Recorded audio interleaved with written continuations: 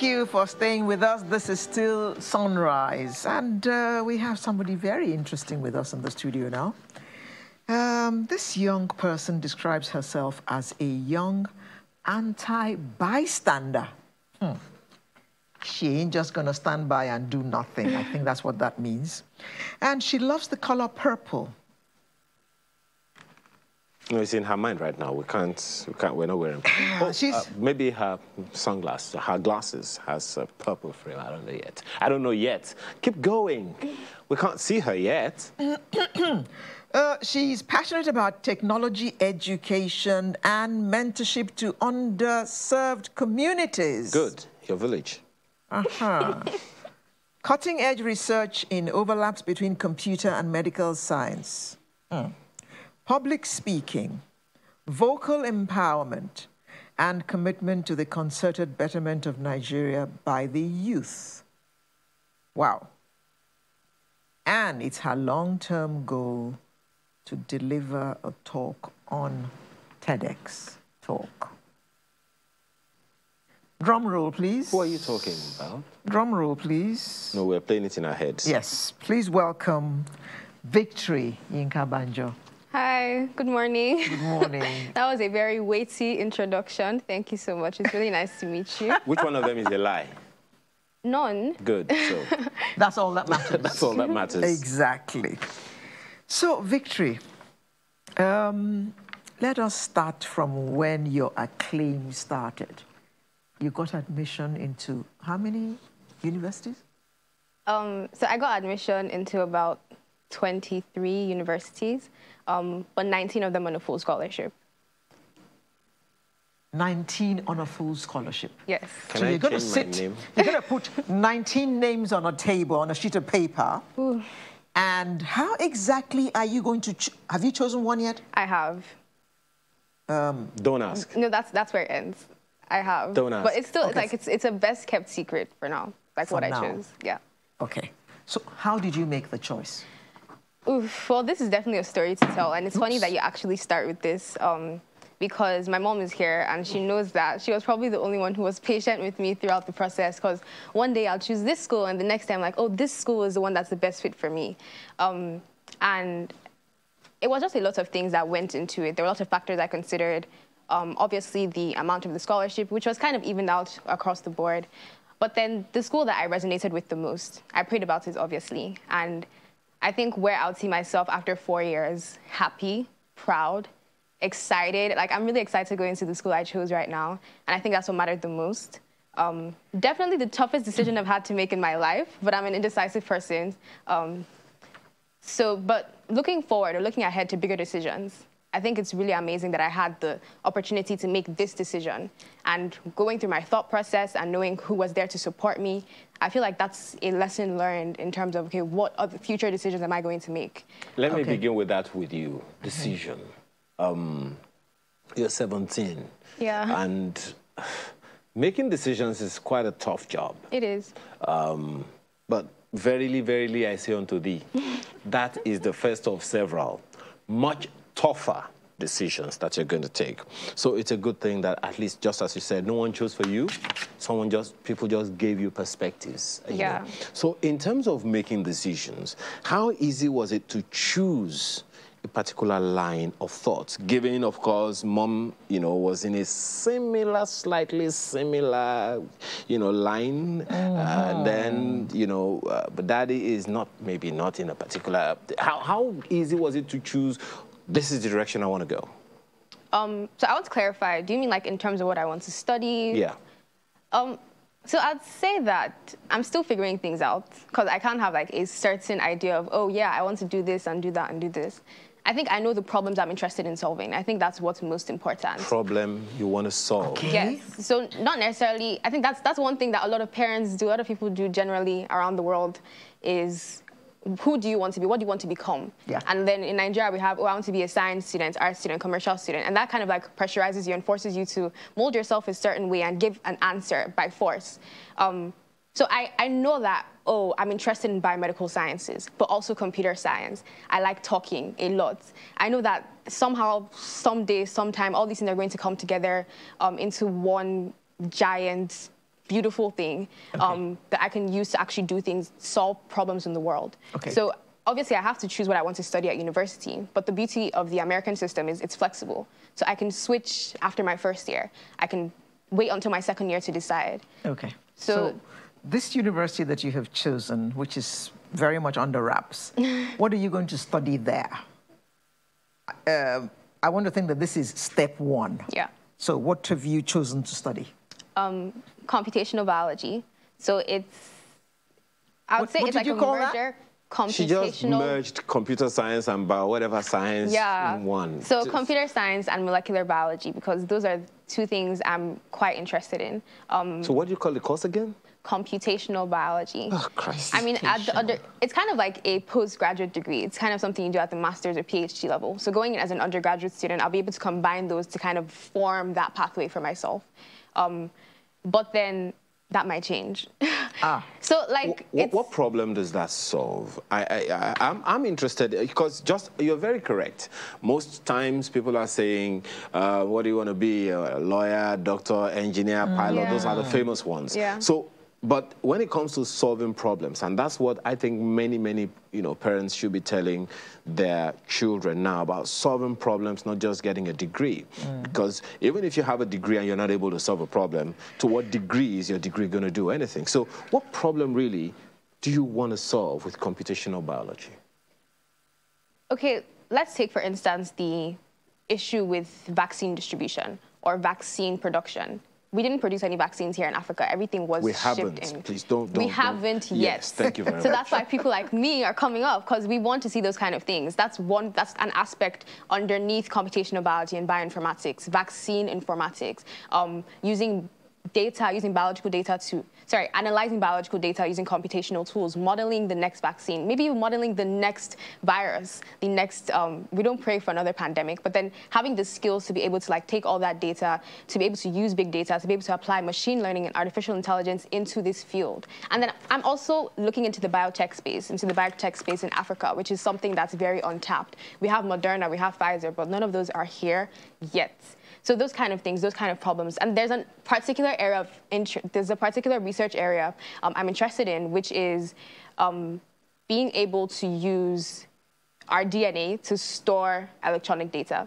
And I don't mean we'll be storing like files or pictures in our bodies, but then DNA is an acid. So it's a molecule itself. And then being able to trap DNA, it's actually happening already.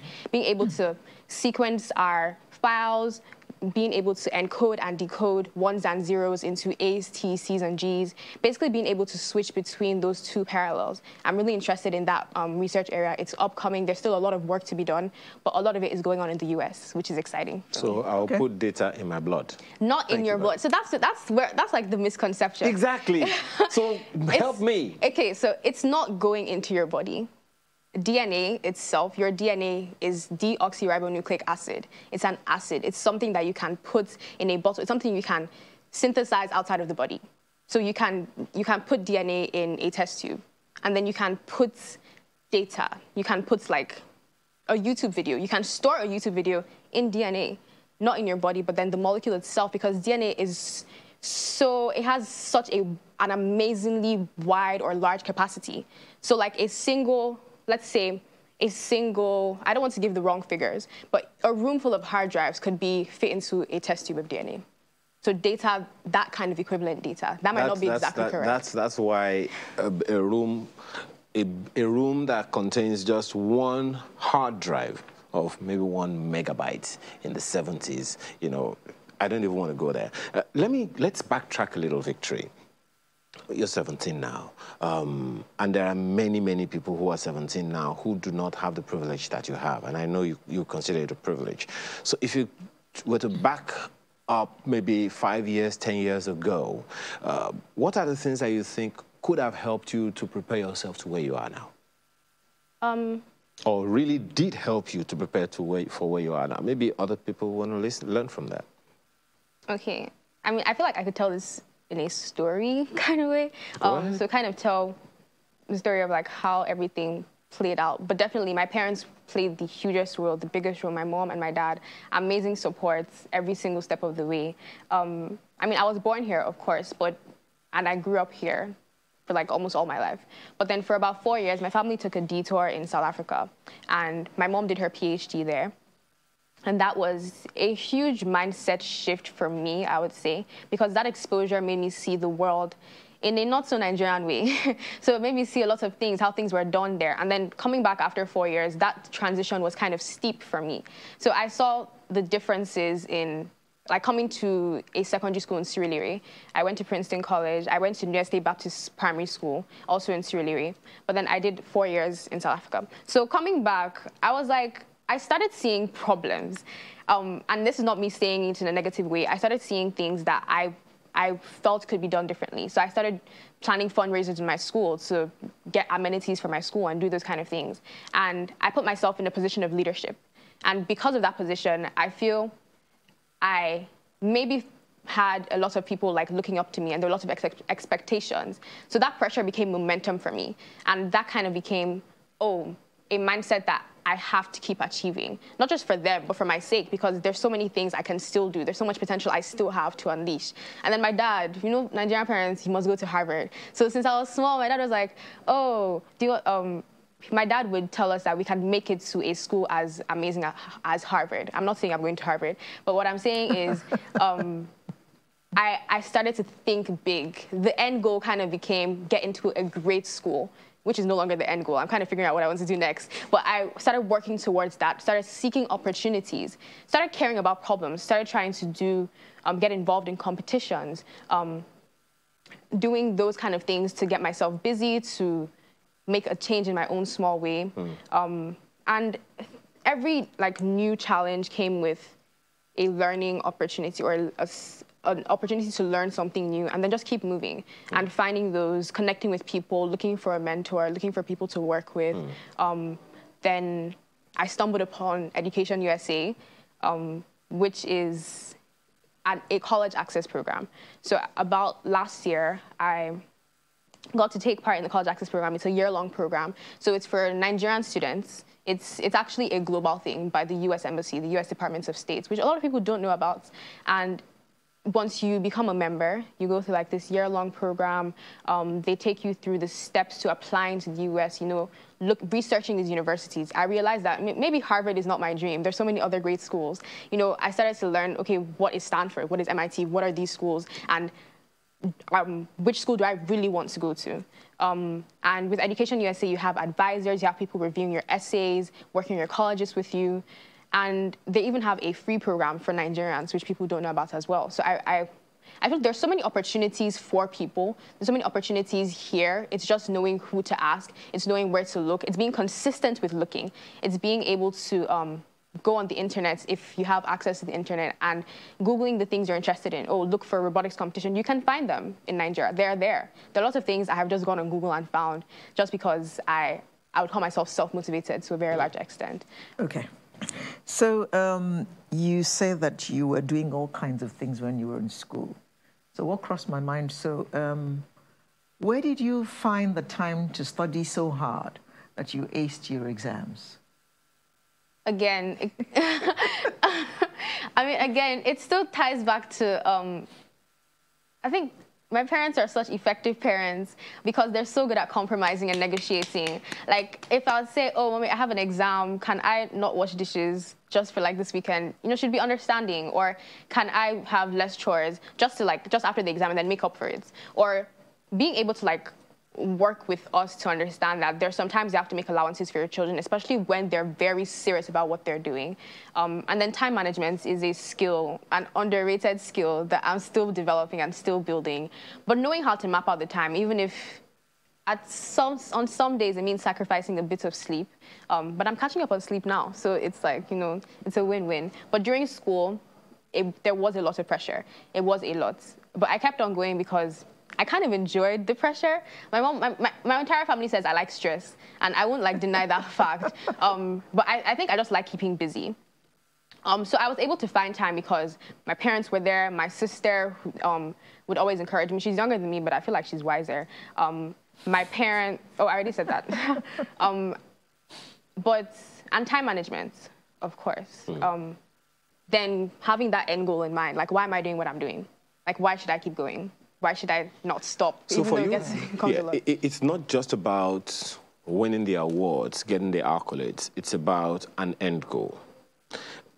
Many, you referenced earlier that, you had to go out of the country. Many may not have that opportunity in this country. And talking about solving problems, which is something you are becoming a specialist at now, what would you recommend for students, who may never or may not have that kind of privilege that you have now? You've talked about them getting opportunity to just, do all of this Google search and all of that. Hopefully they will get the opportunity one way or another. And that's perhaps taken. But there are those who may never have the privilege of traveling out to give you that mind shift that you said happened when you went to SA.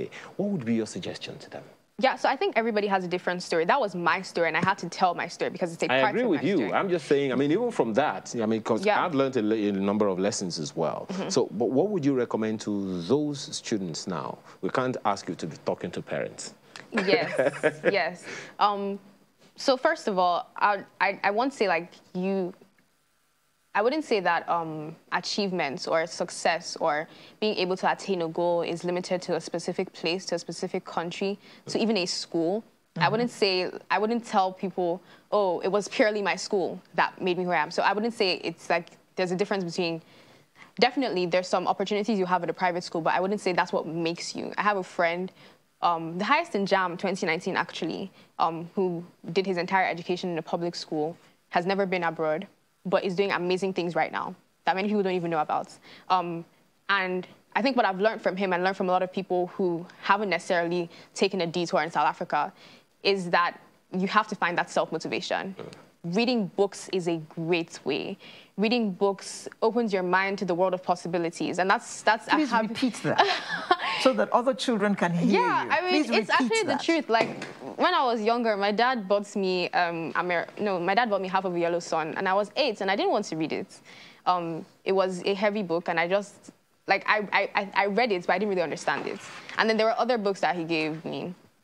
But now it's actually a culture I'm trying to cultivate. Reading at least a book every month, reading biographies, reading stories of people who were able to make it despite every single thing that was against them, despite every factor around them that wasn't working in their favor. And that's a lot of people here. I don't think other 17-year-olds watching you now are going to like that, because reading biographies is not a strong thing with young people. Unless it's on Instagram. They'd rather be reading lighter things, Mills and Boons, and I don't know if you guys still read those. No, they don't. Silly little books. is what I call them. but no, that is the truth. I mean, at 17, reading books is a great skill to cultivate. It's a lot. I mean, if not reading books, but then being aware of what's going in the world. If you're not much of a reader. In fact, you're a bit too aware. Yeah, we know what's going on. I mean, we have everything. Information spreads so fast. Being able to, and this little device right here does it all for you. It does. It does. We parents have a problem with you guys sitting on this all the time. Go do the chores. Leave the phone alone. Get off the internet. You used yours when you were small. You used your own iPad.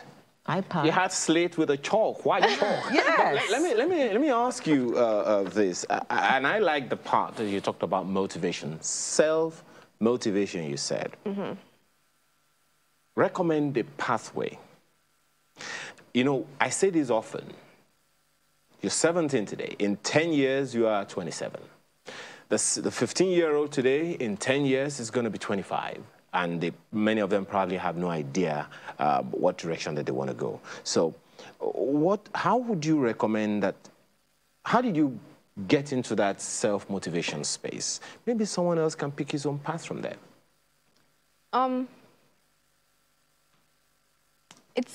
Okay, so maybe I should stop using the word end goal, because beginning with the end in mind is definitely something to have, but once you get to that end, there's always another end. So maybe it's not. It's an endless cycle. Yeah, it is. One input is another output. But you really have to want something to go after it. I think we all have it. Some people just, I'm sorry for butting you. What is in the heads of most people is money. That's true. An end goal, right? That is not the right one. But I I don't even know like how to put it into words, because maybe it's just the kind of person that I am. But then if not self-motivating yourself, because you are always thinking about what's next or thinking about where you're heading, then being surrounded by people who do. I'm very selective with my friends. Now, when I was smaller, everybody was my friend. But now I can definitely list out 7 friends for you that I trust, that inspire me, that are in their own special ways, by drawing different qualities from them. I would say like I formed a role model from a collection of all those people. By being surrounded by people who really want the best for you, who want the best for themselves as well. Okay. So like-minded people can inspire self-motivation, because when you see their drive, you kind of want to tap into that. You know, like they say, show me your friends and I'll tell you who you are, or as you behold, you become. Those kind of things. What is around you really shapes where you're going, or takes you in a particular direction. Okay, tell us one thing, for instance, that inspired you from one of these 7 people you have spoken about. One thing in particular.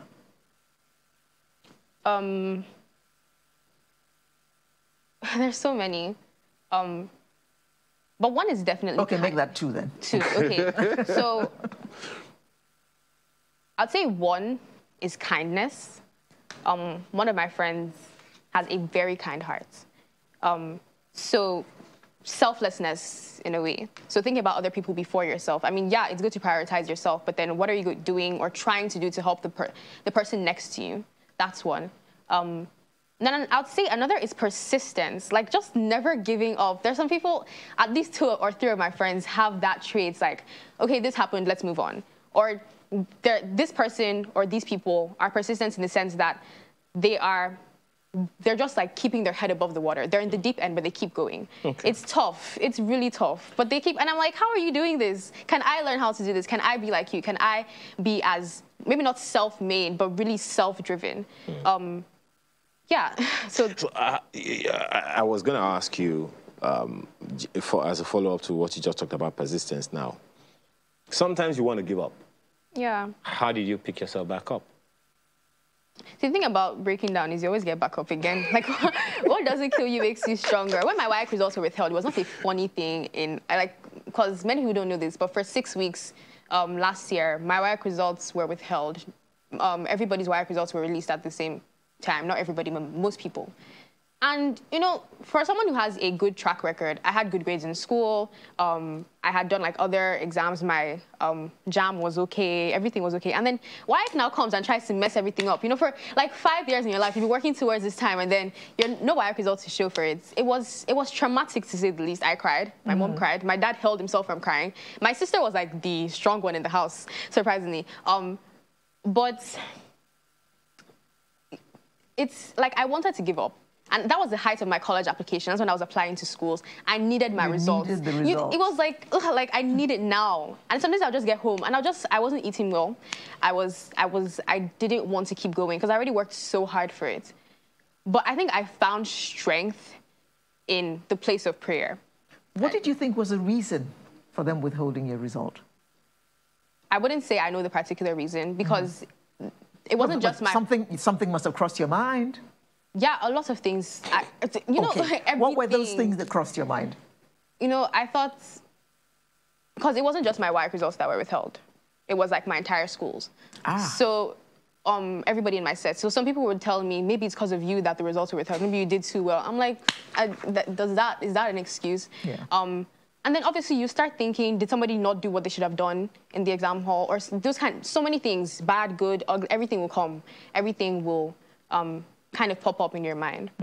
But like, it takes a lot, and it takes a lot of strength to be able to just not focus on those things and focus on what's ahead. Okay. Focus on finding, because my family is Christian. I'm a strong believer in just holding on to God when nothing else seems like it's making sense. So because in the end, the result came, and what was it? What was it? 9 A1s. And that was a miracle. That was a testimony. That was a recovery that was, you know, me knowing that if this kind of thing happens again, I know who to trust, and I know that everything's going to be all right. Because of you, the results were withheld for your entire class. Maybe How can anybody make 9 A1s? Yeah, I mean, maybe EFCC needed to be sure that it was you. But let me ask you this. You've referenced your mom and your dad so frequently. Yeah. And you've talked about your sister as the only one who doesn't cry in the family, at least not in public. And my brother, he's 7, but like he's so cute. I just have to mention him. Okay. Just so you don't get because he's watching. He's definitely watching. Just so you don't get a protest when you get home. I understand that. And my uncles and aunties. Okay, now we can continue. So you're talking about a support system, but primarily mom and dad, right? So you also talked about the fact that there is a way they spoke to you, to encouraged you. Yeah. Again, I don't want you talking to parents. How should young people, young ones, teenagers, be speaking to their parents in a way that the parents would also speak to them the way they need to be spoken to? How do you think, what kind of language should we engage in talking to young people like yourself? From the parents' perspective, or from... Okay, no, from which the your young parents person's achieved. perspective, which your parents Okay, how were my parents speaking to me? Yeah. Not how I was speaking to them, or both ways? Both ways. So my parents are just very good at not making us feel less than we are. In fact, they make us feel like more than we are. I think they're very good at using positive words. And in fact, if we reprimand our little brother, they'll say, "Do I speak to you that way?" You know, if we say something that's like a bit too harsh on him, they'll say, "Do," and the truth is they don't. They're very encouraging. They use positive words. Obviously, they tell us when we're doing the wrong thing. They set our heads straight. No, this is not TED Talk. Okay, no, it's not. So, okay, let me get straight to the point, because I'm beating around the bush. How parents should be speaking to their children is in a way that, you know, makes them believe in themselves. Give me an example. Give me an example. My mom is, like, there's some days I would go to school. There's, like, when I first moved to my school, my secondary school, a lot of people did not like me. And my mom would come home and tell me, "You're better." You know, she'd say, "You're better than them." And in my house, we say, like, these confessions. We declare, like, we're 1,000 times NLC better than our peers. We're not subject to the strivings of the people. There's so many things that we say, so many things that we declare, and so many things we remind ourselves of. Because I think confessions are a good thing, to, like, words that you repeat to yourself on a regular basis. But my mom would remind me that I still have, there's so much I have in me. There's so much that they don't see. There's so much that some of them even see and are intimidated by. And some parents would not say that to their kids. If a kid fails an exam, it shouldn't be, yes, okay, set their head straight. Yes, tell them they could do better. But in a way that, like, actually makes them feel like they can do better. Sometimes that harsh hand can be discouraging. And as children, when you have someone giving you the same energy, where your parents are giving you that kind of energy, you want to give it back. You want to also make your parents feel good. You want to make them proud. You feel guilty if you don't. Like, they believe so hard in you. They believe that you can do it. They believe that you are the daughter of your mother. If your parents love themselves that much, how much more should they love me, or how much more should they love you? But it's not that you weren't naughty at some point. Of course. I'm just saying. No, that's not what I'm saying. Like, no, I have been scolded very well. Enough. So it's, no, I come from a home of discipline. My dad has a hard hand. My mom too, when she needs to. My parents they're Nigerian parents. Simply, that's the easiest way to say it. But you still know that there's not sparing the rod, right? Exactly. They don't spare the rod. And we're not spoiled, thankfully. So I would say that, you know, when I was around 13, I just did not like them. Let's be honest. Like, let me say I did not like them. You did not like... I love my parents. No child likes their parents at that age. So like, just be clear on that. It's normal. It's normal. It's normal to go through that stage. Oh, was I adopted? Was I exchanged in the ward? I really can't be their child. They can't treat me this way if I'm really their child. Exactly. You hear that all the time from young teenagers. The worst part is my sister was feeling, she's like, "You're adopted." You know, my sister, she likes to make those kind of jokes. She likes to make those kind of jokes. But I think every teenager, every child kind of goes through that phase where you're just not vibing with their parents. No. But you kind of outgrow it. And I'm not joking when I say I outgrew that. Because I still have to go home. There's still, regardless of everything, regardless of all the tension, regardless of all the shouting, they're still putting food on your table. they're still sending you to school. They're still paying your bills. And so thank you, Mom and Dad. Thank you. I mean, yeah, I won't lie to anybody listening to this right now. It's okay if you're not in the best state with your parents, but you'll get over it. They still love you. I mean, that's what a parent. Mom, it's time to. Oh, what a way to wind it all down. Ooh, I'm so touched by that, being a parent myself. I'm sure your mom is here with us in the studio watching you, but I'm sure your dad at home, I'm sure his head is almost bursting watching you now. Yeah. Well done, Victory. Yes, thank you. Tell us about that WAEC result again. What I got? 9 A1s. 9 A1s. Is there time to mention one more thing? Quickly. I just want to talk about like something I've been doing in my free time, which is a project that I'm really passionate about, and I just wanted to use this space. It's called Learn at Home. So Data Science Nigeria. I've been working with them to teach lessons on radio, to teach lessons. We now have a website, so I've been teaching chemistry, physics, math, English, WAEC style, JAM style classes, and I also share like a lot of advice on like how I studied on those things. So what's that website? You haven't mentioned the website. Ooh, I don't want to mess it up, but if you Google Data Science Nigeria Learn at Home, you'll definitely see it. I think it's www.learnathome.radio. But if that's, that should be it. But it's just a project I'm passionate about, and I wanted to talk about it. Yeah, okay, thank you very much, Victory Yinka-Banjo. Well, if she can get 9 A1s, you can. And if she can get admission into 19 top universities abroad, 17 of them on full scholarship, you need to motivate yourself to that extent as well if you're a young person watching us today. I hope you have learned a few things from listening to Victory. Victory, thank you very much for coming. Thank you for having me. This will be very inspiring to many young people who have watched this morning. I hope so. Victory Yinka-Banjo. So we'll be back shortly with the home stretch. Whatever you do.